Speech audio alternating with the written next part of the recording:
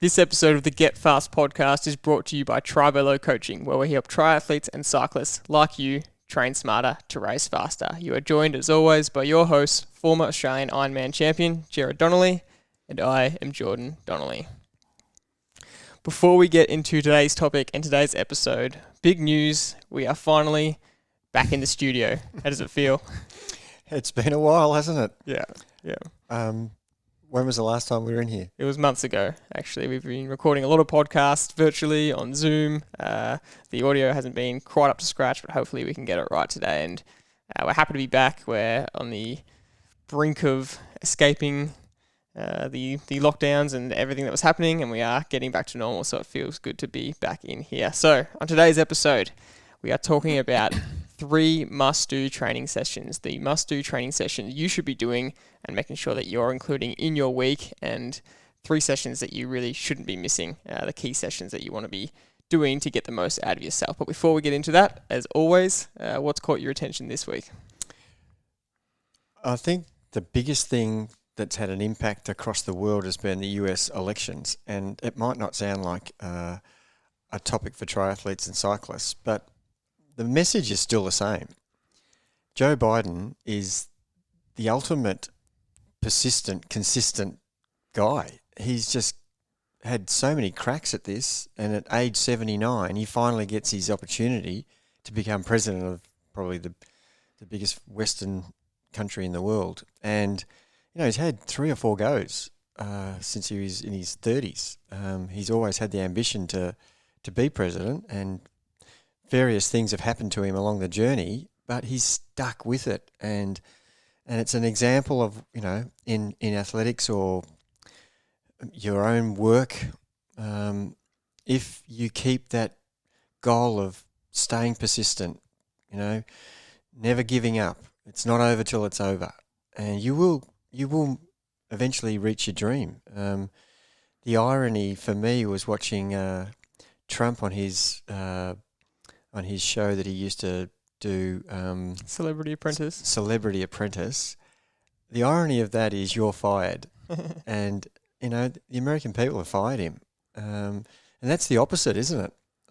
Just someone who's probably got to a place where most people thought he never could get to, and now he's out of it. So, I'm really pleased to see someone who sticks at a task succeeding, and that's sort of the one thing that stuck out in my mind. And so, you know, the same topic is the welter, Roglic. You know, the last stage, penultimate stage, again, he was tested, and he had the choice of losing the welter on that last stage with 3K to go when Carapaz and Hugh Carthy attacked, and he had 45-second lead. And this had happened to him already in the Tour de France, cracking when it counted the most. And I was just so impressed with the way he fought and held. He lost 25 seconds of the 45. At one stage, it was looking like it was all over, and various things happened that he never gave up.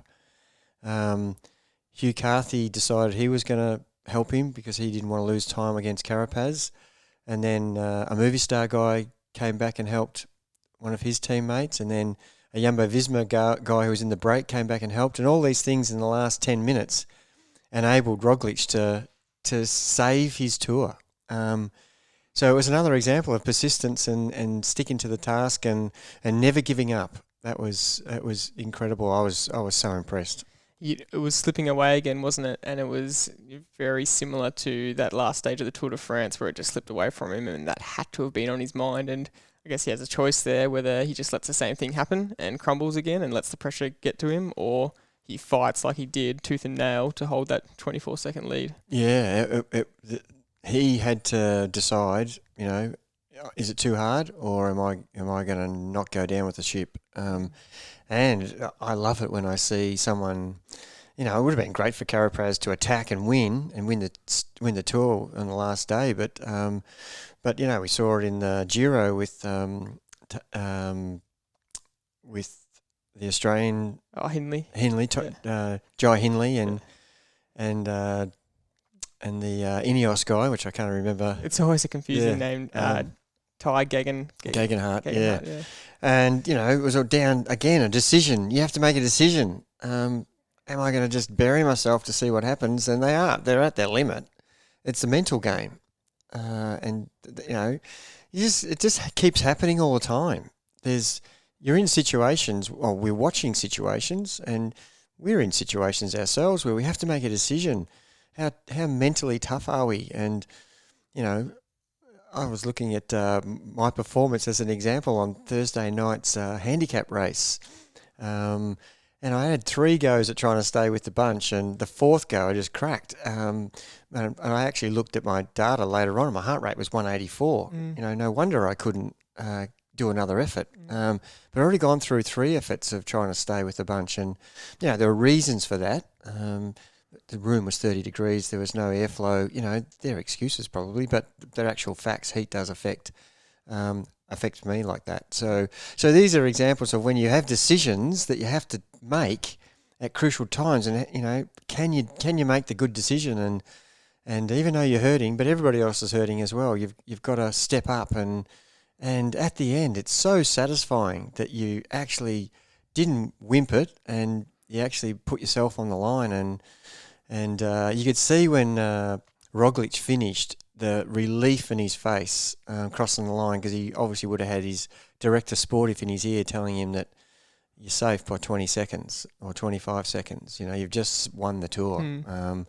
And the joy, even though he wasn't the best rider on that stage, but he limited his losses to win the stage. It was outstanding. So what goes through your head then when you get dropped last week after your 4th crack, and you would be saying to yourself all the time, I never want to get dropped. So I want to be one of those people that, and you are one of those athletes that toughs it out the most. But sometimes it happens where, for various factors, like you said, there were some factors there that you would say limited you. So how do you coach yourself through that and talk yourself through that when you did end up getting dropped and you were on your absolute limit? What do you say to yourself? There's a few things. Disappointment's the first thing in yourself. But post-race, it's really good to work out, was it that I mentally gave up, or was it that I was physically gone beyond where I could sustain another effort? And looking at the data, and I knew going into it that I didn't have the room cold enough, because I'd already experienced it 2 months earlier, in a room where it was 36 degrees with no airflow. And my performance was 10 or 15 watts lower across the 36-minute effort than it was when I was in a room that had air conditioning and airflow. And I knew that going into it, but you still want to push yourself and perform well. But it's a great example of how conditions can affect a performance. It's a completely different topic, but you think, I was really average today. What's wrong with my form? These are the things you could think about, but no, you don't. You just go, it's just a one night where the temperature was affecting me so dramatically that, even when I got dropped and I had to try to stay with the next bunch who'd caught me, that was a tough effort to try and stay with them. And I knew that I was like 50 watts lower than I should have been riding. Yeah. But that tells me in my mind, well, I can hardly push the pedals here. So, you can reconcile that easily.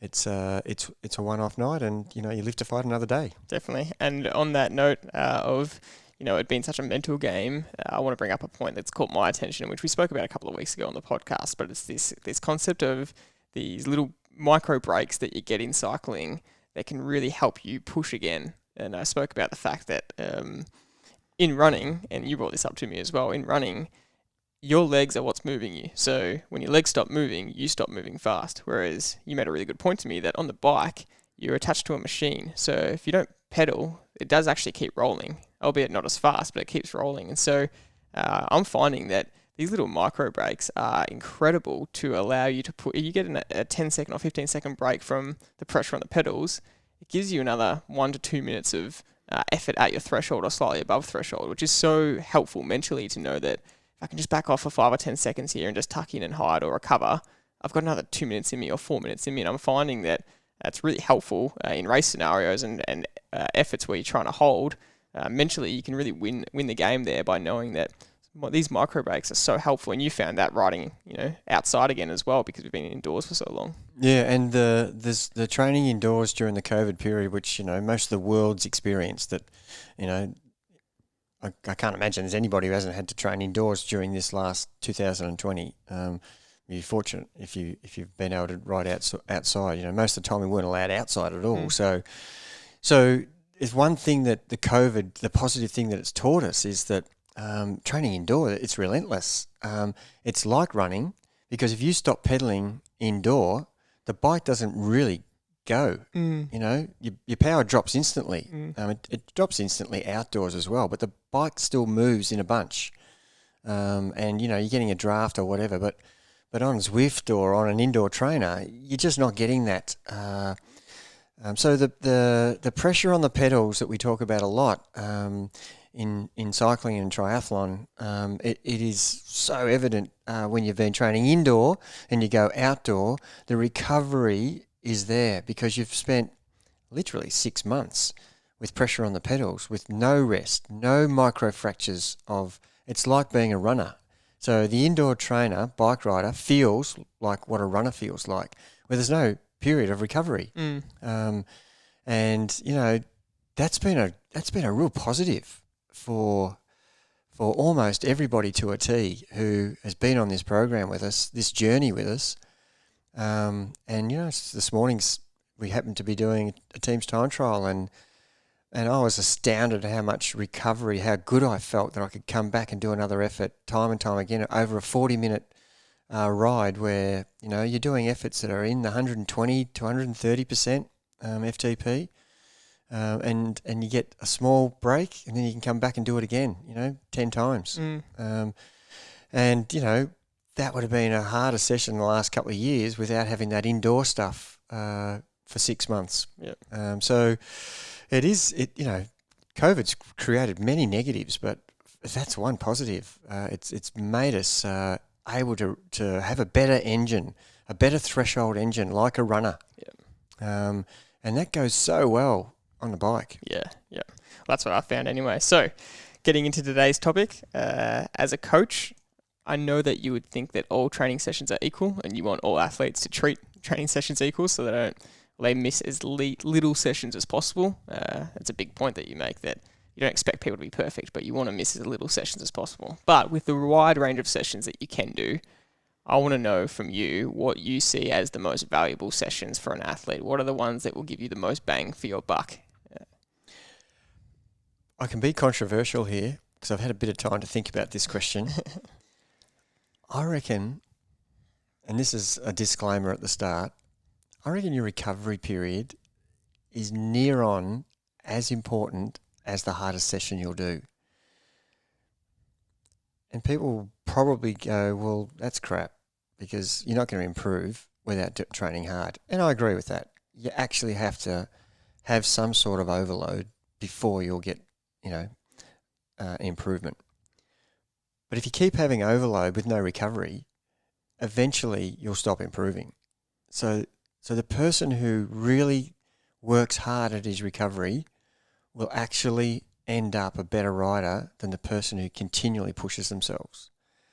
So that's the first thing, and that's sort of something that I really don't think people give much credit to or kudos to, the recovery. Look, it's just a recovery session, whatever. Well, it is just a recovery session and whatever, because you're riding pretty low watts, low heart rate. You probably, if you're a runner, you're probably really relaxed running. You can talk away the whole run. As a rider, you definitely could have do some emails or, that's how ridiculously easy it should be. But it's important that you don't miss it. And it's important that you do the session properly. And, for some people who think it's just a short recovery ride, as you really focus on improving your endurance, the recovery ride should be progressively getting longer. But, in winter we don't have a lot of opportunity outdoor to do that. It's freezing cold and you're riding so slow. It's actually, it's not an enjoyable thing to do. So indoor, that's where the opportunity is. It is a very boring session. There isn't a lot to focus on.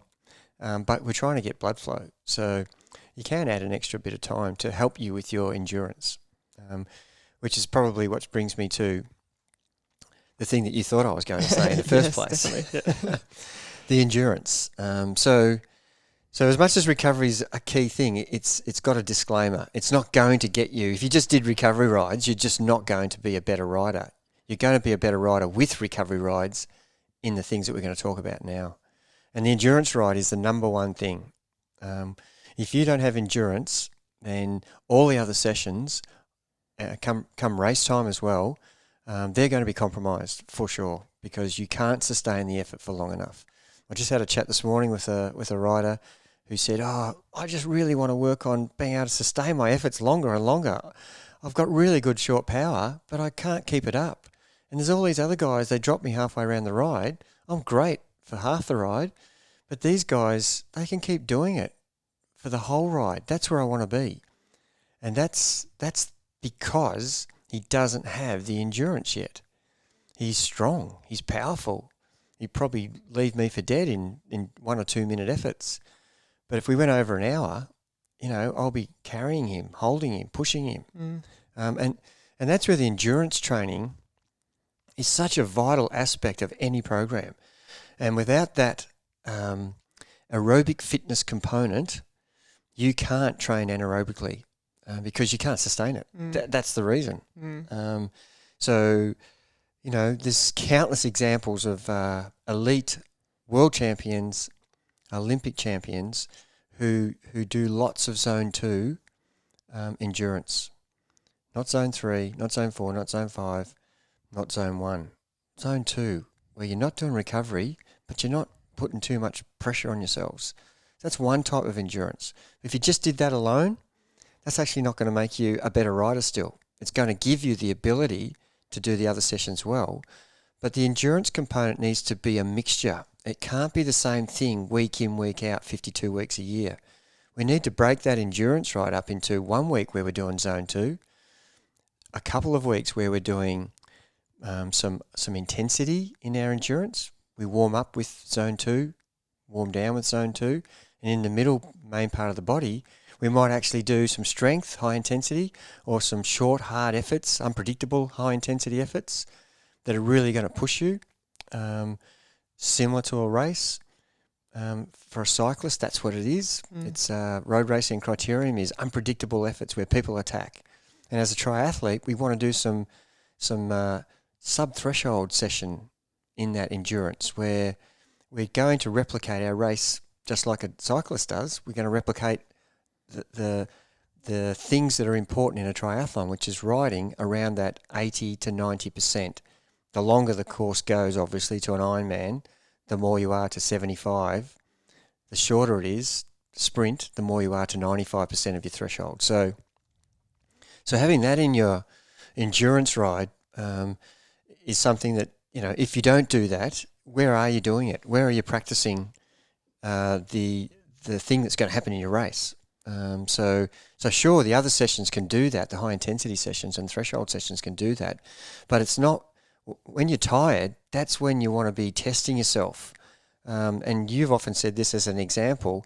How the hell do you sprint tired? As a cyclist, I can push 900 watts when I'm fresh sprinting. I'm a hero, but after 2 hours 30 of riding or 45 minutes of high intensity riding, I can only push 500 watts. What's happening here?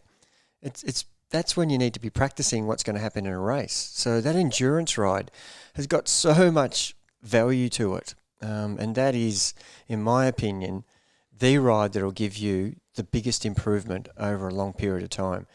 And it's like putting money in the bank. If you just keep punching out that endurance ride, and you know what I do for the last 10 years, my Saturday ride or Sunday ride, it's been 120k to 200k for nearly 10 years. And people want to know what the secret is. There's the secret. Make that endurance ride a non-negotiable. And if you can't do it on Saturday, do it on Sunday. And if you can't do it then, do it midweek. But you have to have it every 7 days.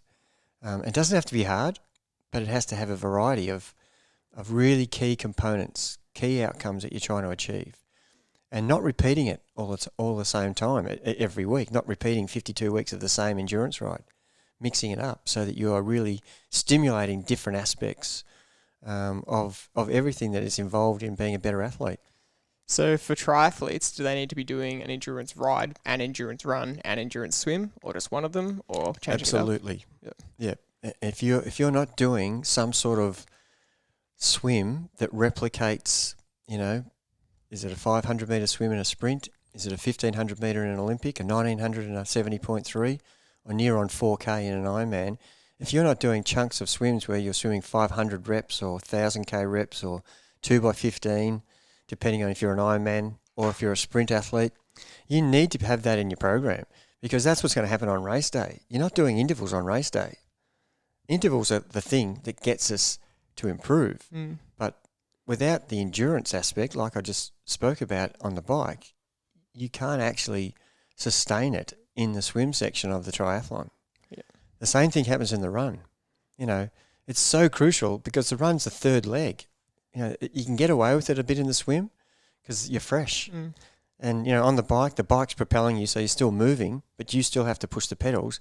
But as a runner, we talked about this at the start of the podcast, you're propelling everything and you're most tiredest after being in the water and on your bike. Now you're trying to run, and, if you don't have that endurance to sustain that effort across the whole, whether it's a half marathon, a marathon or a 10K, you're going to fade.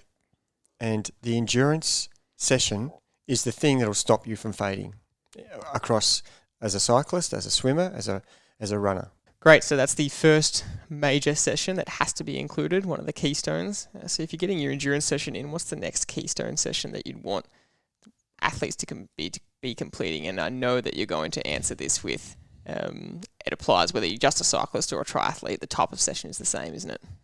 Yeah, whether you're a runner as well or an endurance swimmer.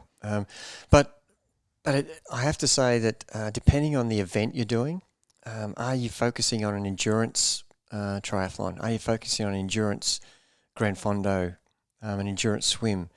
So this next point that I'm going to make really depends on what type of athlete you are and what you're trying to become in your chosen sport. Let's just take triathlon to start with. If you're choosing the Ironman, you need to do lots of work at threshold, because you're going to spend a hell of a lot of time between above tempo and just below threshold in your race. And it could be 5 hours at that. And if you haven't got that sustained threshold riding or sub-threshold sweet spot riding, come race day, you're going to find it really difficult to sustain it. So the threshold is really important. But having said that, if you're a criterium rider and you happen to break away, and we've seen so many examples in the Tour de France where riders have broken away with really high-powered attacks, and what do they have to do for the remainder of that attack to stay away and win the stage? Ride at threshold. So if you haven't experienced riding at threshold, like the example I talked about earlier, the athlete who said to me, the cyclist who said to me, I'm really good at short, high-powered efforts, but I can't sustain it. Well, that's the all-round cyclist, which we've talked about many times on podcasts, is being able to do this in training so that when it comes to a race situation, you can just zone in on what your numbers are. So if there's 20 minutes to go and you've broken away, or there's 20K to go, which is possibly 30 minutes, you basically look down and go, what's my best 30-minute threshold? And all of a sudden, you're going to ride in that zone. If the guys catch you, you couldn't have done anything else anyway. There's a little trick you can do is to spend the first 5 minutes riding a little bit above it, so you can establish a break and make them give up. But that's unsustainable. So you have to drop back to a little bit below threshold when you've done that. And many times we've been in a breakaway where I've said that to the guys, come on, let's just give it 5 minutes of really hard riding to establish the break properly. And then we can go into our normal threshold riding. And you see the Tour de France all the time. The guys in the break going flat out for the first half hour, 2 hours to try and get in the break. And then everything slows down because they can't sustain that intensity. So the threshold training session, if you avoid that, and most people do, why? Because it's incredibly uncomfortable. And, you almost dread, I've got to do threshold today. And that's why it's so important to do, because most people avoid it. And if you can bring that as part of your armory, you're going to be such a better runner, such a better cyclist, such a better swimmer. And avoiding it is just, you might as well just be one of the pack riders or pack runners. You're just not going to get the improvement that you need. So where do you ride at threshold? Well, sometimes you need to be riding just under. So if 100% is our threshold, we want to sit between 98 and probably 108% at the most. Again, it depends on how long the actual effort is. If the effort's 8 minutes, it's a lot harder to sustain 108% of 8 minutes or 108% of 12 minutes or 15 minutes than it is to do 108 minutes of 4 minutes. So the shorter the session, the higher you want to be around that threshold mark, around that 100, but not past 108. The longer the threshold effort, you have to keep it down so that you can repeat the effort. Various stages through your build program towards your A race, you need to change that so that as you get towards, the taper period, you're doing longer threshold efforts at the start to build that aerobic base, and then towards the end, you're shortening it so you can get to higher threshold, to the upper range of your threshold without going into VO2. And that's a really important thing to know the difference between it, because once you tip over that red zone, then you've really, as we know in VO2, you've got 2 or 3 minutes at that percentage, and then you have to stop or slow down. So that can be a little bit misleading, because 98 to 108% is quite high intensity, quote unquote. I know you're saying it's threshold, but for more endurance events, whether it's a Gran Fondo that's going to be a 3-hour plus ride, or any triathlon that's longer than a sprint, even an Olympic, up to a 70.3 or Ironman, how long are you wanting to do these sustained threshold efforts for example, in training sessions? Yeah, so that's why we've got to be careful not to go, too deep in these threshold sessions, because they're very taxing, and you need to have a recovery.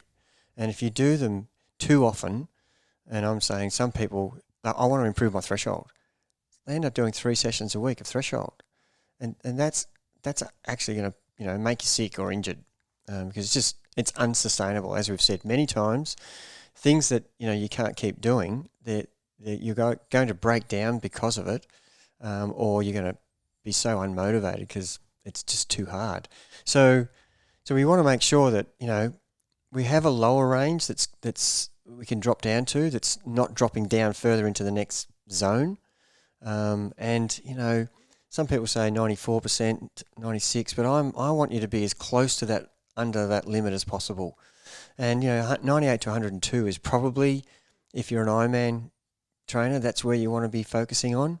If you're in a half Ironman, you want to bump it up to probably 104%. If you're an Olympic, you definitely want to be riding at 108, depending on the length of the event, and of course what stage you're in of your program. Like I said earlier, at the start of the program or towards the end of your program. So the length of the threshold session is directly related to your event. So if you're doing a Gran Fondo that has an hour's climb in it, you need to be spending, 2 by 45 minutes at 90%, somewhere around that area. So you can't do that at 98%. Mm. So therefore you have to break it down to 4 by 20s or 6 by 15s, where you can ride at 98%. It is near impossible to ride race pace in training. So that's obvious. So we need to break it down. That's why we do it in intervals. And I know you like scheduling some of those longer ones where it's 3 by 30 or 3 by 45, or even yourself, you've done 2 by 45K, time trials at threshold, or just under that, around that 90% range, or even 1 times 90 kilometers, which is just a grueling session. And in a race, at 90K, you're not going to ride it at threshold. You're going to be riding it at 90% at the most. If you've got an engine that a VO2 of 90 or 88, maybe you can ride at 95%, but, for 90K time trial, I'm so excited if I can ride 90%, but that is the sweet spot. 86 to 94 is the sweet spot, under sub-threshold, above sub-threshold and under threshold. Yeah. But that's a different session we're talking about there. We're talking about trying to get riding at threshold, and obviously, we can't go past 15 minutes. Otherwise, we're doing an FTP test. So the number that we really look towards is that 5 to 12 minutes. That's our zone for the threshold session. And you wouldn't want to be doing too many more efforts because you would be so exhausted if you tried to do, 30 or 45 minutes at threshold straight, because that's your race pace, and you're not going to be doing race pace in every training session. It's a really important distinction to make, and it can get a little bit confusing when you're talking about thresholds and sub-thresholds, and they are only slightly different. But like you're saying, you just won't be able to achieve really long duration sessions of threshold. No, you're just going to exhaust yourself, Yep. And you won't finish the session. So, as you know, we have ranges in our sessions where this is the top of the range, this is the bottom of the range, and you sit where you think you can finish the session. It's no good doing, 4 by 8 minute efforts, and your first one's at 108% and your last one's at 90. That's actually not achieving what we're trying to do.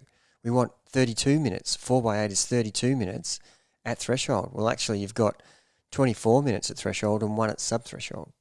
So you've actually not achieved the outcome of the session. Yep. So you're better off doing all 4 at 98%. Yep. And getting 32 minutes at threshold. Yep. Than doing 3. Yep. Yeah, makes perfect sense. All right, what is the third must-do workout in And I suppose this is the one that everybody's good at, Yeah. Which is the over-under. And what do I mean by over-under? I mean way over, 120 and up. So it's a high-intensity session. High-intensity session. Yeah. And the recovery is really short, and it's generally half of what the effort is. So 2 to 1. Mm-hmm. So if the effort's 60 seconds, the recovery's 30. If the effort's 40 seconds, the recovery's 20. Even down to 20 seconds on, 10 seconds off. These are trying to make you ride repeated efforts over threshold, which is going to stimulate the anaerobic zone 6, zone 7, the area that most of us are good at because we've been doing, and we're talking specifically bike riding here. If you've ridden a lot of bunch rides, you're really good at doing an effort, then recovering, then doing another effort and recovering. So it's not something that's foreign to most bike riders, but having to repeat it, say, 29 times or 35 times in a training session, can you do the first block, the second block, and the third block evenly? And so if you start at, let's give an example, if we're trying to ride 30 seconds at probably 300 watts is the range we're trying to ride at. And by the third set, if you're doing 270, 260, and 300 watts is 140%. For you, yeah. You're not going to get the same outcome if you start to fade in this, because sure, it's about riding high intensity, but it has to be across, no different to the threshold. You have to do all 3 sets at a range that you can sustain. And this is the one where we want you to go hard, but you've still got to manage your effort. And just like in a bike race, if you attacked 4 times at your all-out sprint to the finish line, you would get tighter and tighter. And your first effort might be 1,200 watts, your second effort will be 800, the third effort will be 600, and your last effort there's not much change between what you're doing pushing the pedals now and it's a so-called attack. So you've actually still got to measure your effort, but doing these efforts will actually make it so much more comfortable come race day, when if there are 20 attacks, you know that you can sustain 60 seconds, 30 seconds, 40 seconds, and then have such a short recovery. And if someone counters again, great, that's part of my game. I'm doing that in training. And if you do that 20 times in training, they're going to have to do a lot of attacks to get rid of you. And that is one of the reasons why we do so many of these above threshold, high intensity sessions where you're really in zone 6 and 7 for the majority of the time, and they're agony. But because they're so short, you can seem to get through them. As compared to threshold, comparing the two, threshold's way harder in my opinion. But it's such a key element to the 3 most important things, and that's the topic for today. And look, I've talked about 4 of them, being the recovery, but definitely the over-under high intensity session, the threshold session, and the endurance session, the variety in the endurance session, They're the three things that you can build your whole program around. And I'm very confident that if you did those things and didn't train at all around those sessions, just did easy recovery, you would improve at a rapid rate. No matter what distance the event is, you still want to be doing the high intensity sessions because that's what provides the overload, isn't it? That's what provides the fitness improvement. And that's the difference here. Sometimes we're trying to get, well, in every training session, we're trying to improve our fitness except for recovery. So make that distinction. Every training session, we are trying to achieve something that contributes to us being fitter. So this is something that's definitely going to make us more fitter than doing a tempo ride. You're going to improve your fitness at a greater rate by doing this. You can't do it forever, week in, week out, 52 weeks a year. And that's why we throw in some recovery. And periodization is so important. But having this in blocks is going to keep that staircase that we talk about so often. Work hard, recover, work hard, recover. And your fitness line is now there, now it's there. And with these sessions, you're going to get that, improvement at a rapid rate. If you're just doing continuous easy sessions, your line is a nice straight line that's fractionally going up. It could take years to get to where you want to. Slow progress. And sometimes that's good, depending on what phase you're in of your career or your goals. You can't be doing this the whole time. Again, it's unsustainable for long periods of time. You need to have recovery. You don't see the pros training like this 12 months of the year. I've seen so many pros take 8 weeks off in their season, and that's when they do their easy base training. And there's so much data telling us that if you just did a little bit of intensity in your base training, you'll be at a higher level when you start to resume your normal training again, which is really ideal. And so, you sneak a little bit of intensity here and there. It doesn't hurt you that much, doesn't create too much fatigue because you're only doing it not on top of the other main sessions that you do in your season. There's a huge difference there. But, so much evidence, so much anecdotal evidence that tells us that a high intensity session is something that you should keep doing throughout, the whole year, but not, every single week.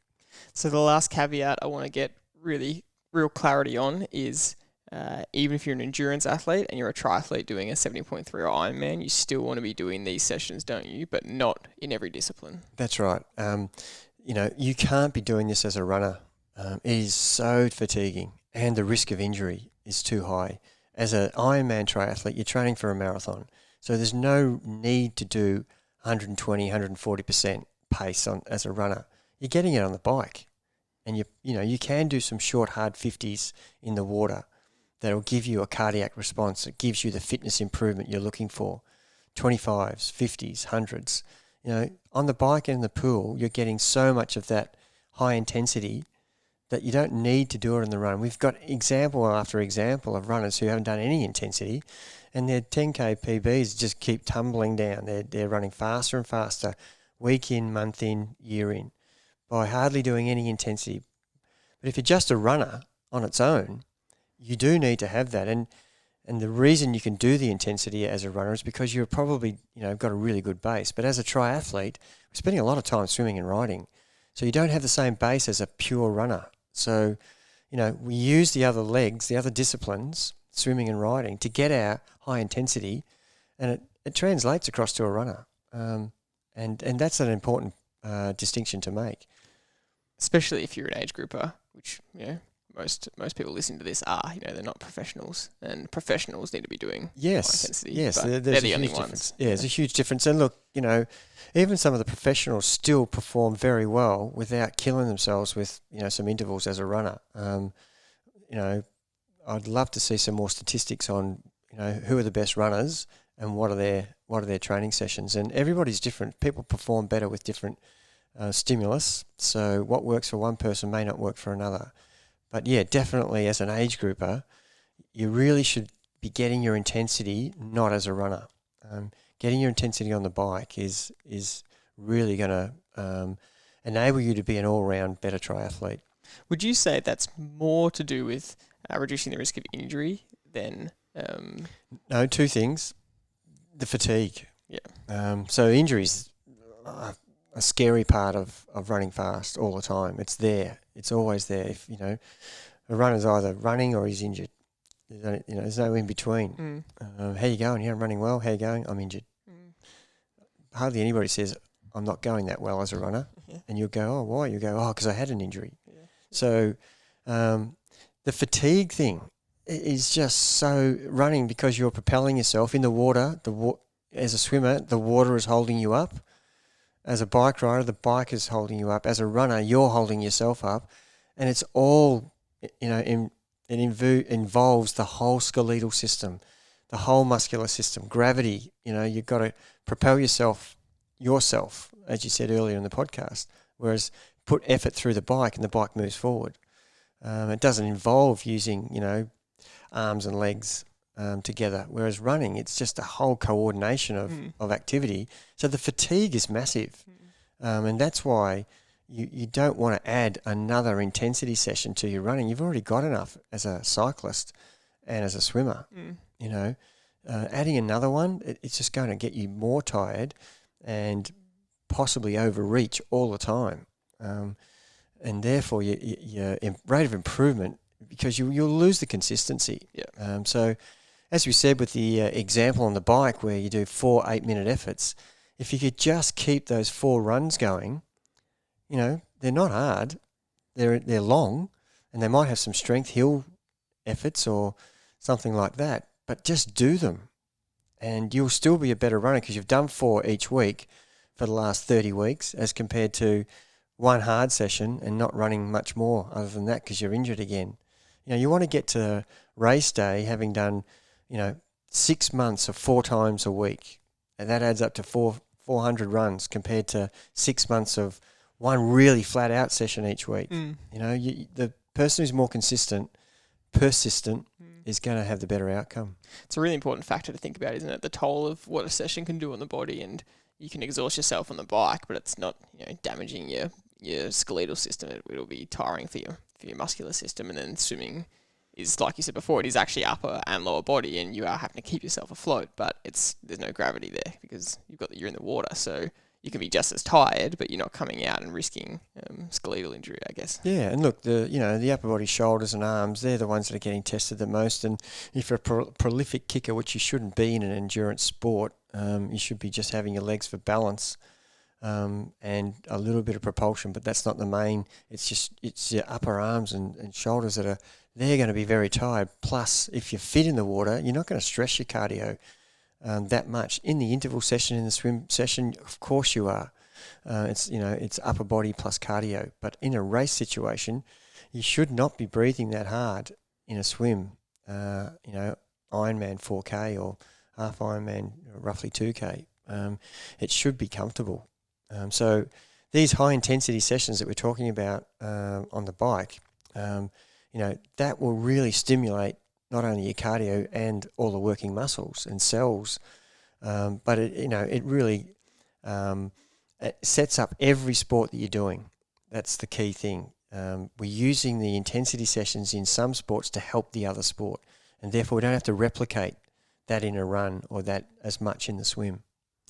Well, there you have it. 3 must-do workouts to include into your training program. If you're not having them as the basis of your training program, then, as you would say, you're probably doing something wrong. Yep, and it will just take you longer to get to where your first part of your journey's aspiring to. That's the key thing. It's okay to not have those things in your program, but your progression will be so much longer and slower. And again, that's okay. That's it for this episode. Thanks very much for listening, and we'll see you next time.